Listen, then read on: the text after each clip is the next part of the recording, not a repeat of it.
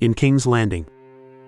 In the final hours before his trial by combat, Tyrion and Jaime share a last drink together in Tyrion's cell, reminiscing about their simple-minded cousin, Orson Lannister. Orson spent his days mindlessly smashing beetles with a rock, a habit that fascinated Tyrion. He recalls how he watched Orson for hours, trying to decipher the reason behind his actions, yet he never found a satisfying answer. As their conversation shifts, Tyrion asks Jaime whether he believes Oberyn has a real chance of winning. Jaime, however, remains doubtful.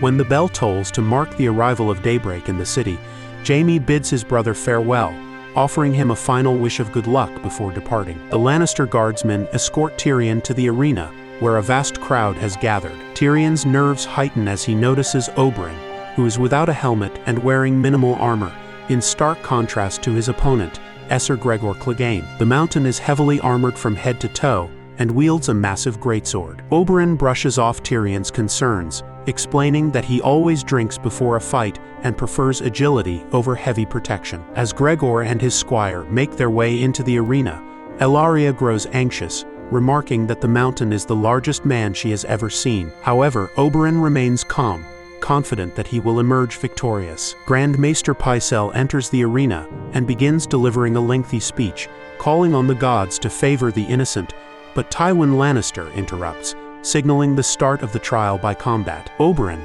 dazzling the crowd with his acrobatic spear techniques, takes the offensive, striking at Gregor while continuously staying out of the knight's reach. His relentless movement forces Gregor to tire himself in pursuit. Throughout the fight, Oberyn taunts Gregor by constantly reminding him of his involvement in the brutal murder of his sister, Elia Martell, and her children, demanding a confession. Each mention of these atrocities enrages Clegane even more. As the battle wears on, Oberyn successfully inflicts serious damage on Gregor, first stabbing him in the chest, then severing his Achilles tendon, and finally driving his spear into Gregor's stomach, pinning him to the ground. Across the arena, Jaime and Tyrion exchange a relieved smile. However, Oberyn, fueled by rage, circles the fallen Gregor, insisting that before he dies, Gregor must confess to murdering Elia and her children, raping Elia, and revealing that it was Tywin who ordered the heinous acts. However, Oberyn, standing too close to his seemingly defeated opponent, is caught off guard when Gregor manages to trip him and seize him with terrifying strength. In a frenzy of rage, Gregor grabs Oberyn by the throat, lifting him off the ground before delivering a brutal punch that shatters most of his teeth. Climbing on top of Oberyn, Gregor finally admits to the crowd that he raped and murdered Elia, before gouging out Oberyn's eyes with his thumbs. With a cruel final gesture, he crushes Oberyn's skull between his hands, proclaiming that he did the same to his sister. As Ellaria screams in horror, a stunned silence falls over the arena. The brief moments of relief for Tyrion and Jaime are instantly shattered as Tywin rises and declares that the will of the gods is clear. Tyrion is guilty and sentenced to death. Tyrion, in complete shock, can only stare in disbelief at Oberyn's lifeless body, his mind reeling from the gruesome sight. Jaime too is stunned, while Cersei watches with a cold smirk, hearing their father's declaration of Tyrion's death sentence, her vindication evident in her expression. In Meereen. While Grey Worm is swimming with some other Unsullied outside the city of Meereen, he notices Missandei and several other women bathing naked further down the stream. Missandei catches him looking at her and meets his gaze. She then slowly stands up, allowing him to see her before she eventually covers herself. Later, Daenerys asks Missandei if she believes Grey Worm was spying on her. Missandei replies that he wasn't. Daenerys then explains that among the Dothraki, there are no social rules or shame about being naked or showing affection in public. Although Missandei is not Dothraki, she says that it doesn't really matter because Grey Worm isn't interested in her, as none of the Unsullied are supposed to have desires for women. However, Missandei admits that he did seem interested, which surprises both of them. Curious, Daenerys then asks if when a male slave is castrated, the masters remove everything, both the pillar and the stones. Missandei answers that she doesn't know. Daenerys follows up by asking if she has ever wondered about it. Missandei, thoughtful for a moment, admits that she has. In Daenerys' audience chamber, Grey Worm approaches Missandei to apologize, but she gently tells him that there is no need. He expresses concern that he might have frightened her, but she assures him he did not. Speaking in the common tongue, Grey Worm tells her that the lessons she gives him are very important to him. When he uses the word precious, She kindly corrects his vocabulary and remarks that she doesn't remember teaching him that word. Grey Worm explains that it was Jorah who taught it to him. Missandei then asks if he remembers his birth name, and Grey Worm replies that he remembers nothing about it. She asks if he remembers the time when he was cut, and he shakes his head to say no. She softly tells him she's sorry that such a thing was done to him. When Grey Worm asks her why she feels that way, she responds that it's a horrible thing to do to a child. Grey Worm, however, explains that if the Masters had not done that to him, he would never have become one of the Unsullied, never been set free, never been chosen to lead, and never met her. Missandei is clearly touched by his words. Grey Worm apologizes again before turning to leave, but she stops him and tells him she is glad he saw her. He responds by saying that he is glad too. As Ser Barristan Selmy watches the Unsullied taking down the bodies of the crucified Masters outside Meereen, a young boy approaches him and hands him a scroll sealed with the mark of the hand of the king. Barristan reads it slowly, and his expression shows growing concern. He then confronts Ser Jorah, revealing that the document is a royal pardon signed by King Robert Baratheon. Barristan believes this proves Jorah had been spying on Daenerys in exchange for the king's forgiveness. Jorah pleads for a chance to speak to Daenerys alone, but Barristan firmly replies that he will never be allowed to be alone with her again. Later,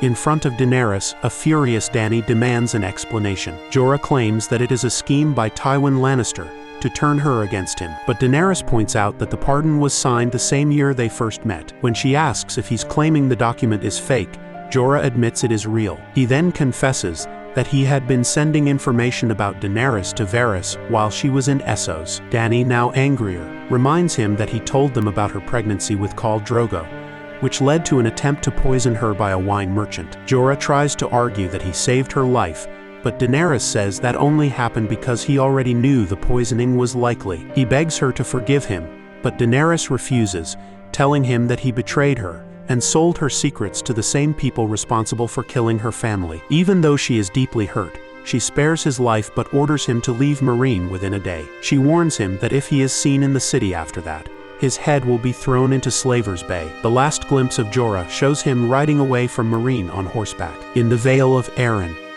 Petyr Baelish is giving his testimony before a tribunal made up of Lord Yohn Royce, Lady Anya Waynwood, and Esser Vance Corbray. These lords are deeply suspicious about the sudden death of Lysa Arryn, which occurred not long after her marriage. Baelish is trying to present her death as a suicide, but the lords remain unconvinced, especially considering Lysa's strong attachment to her son. They dismiss Littlefinger's version of events and insist on hearing from the only other witness, his so-called niece, Elaine. Once they allow Baelish to remain present during her statement, Sansa reveals her true identity and recounts the story of her captivity and escape from King's Landing. She continues, honestly describing Lysa's unstable behavior, her intense jealousy, and the circumstances of her death, altering only a few small details, claiming that Littlefinger merely kissed her on the cheek and that Lysa jumped into the moon door herself. Sansa becomes emotional and begins to cry, which convinces the lords of her sincerity. However, when no one else is watching, she casts a cold, expressionless stare at Littlefinger. Later, Baelish meets with Sansa and questions her about why she lied to protect him. Sansa calmly explains that she cannot be sure what Lords Royce, Corbray, and Waynwood would expect or demand from her if Baelish were removed from power. However, she adds that she does understand what Baelish himself desires.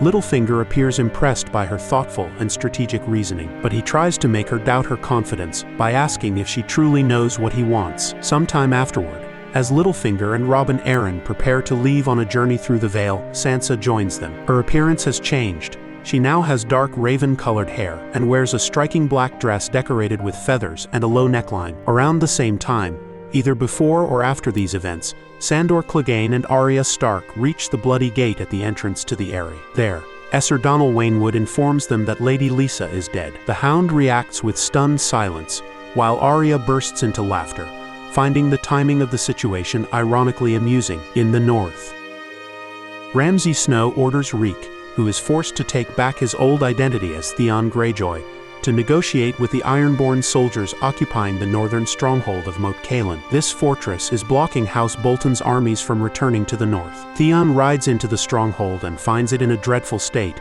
dead bodies spattered everywhere from ongoing attacks, and disease spreading rapidly. The remaining Ironborn are sick, poorly equipped, and vastly outnumbered. Their commander, Ralph Kenning, rejects Ramsay's offer of safe passage in return for surrender and believes Theon to be an impostor. However, one of Kenning's own men kills him and agrees to the terms on behalf of the rest. The Ironborn surrender, but despite the promise of safety, Ramsay has them all executed and flayed. Afterward, Ramsay meets his father and proudly presents the Greyjoy banner that had been flying over Moat Cailin. As a reward, Roose Bolton gives Ramsay an official decree declaring him a true-born son, thus legitimizing him as a member of House Bolton.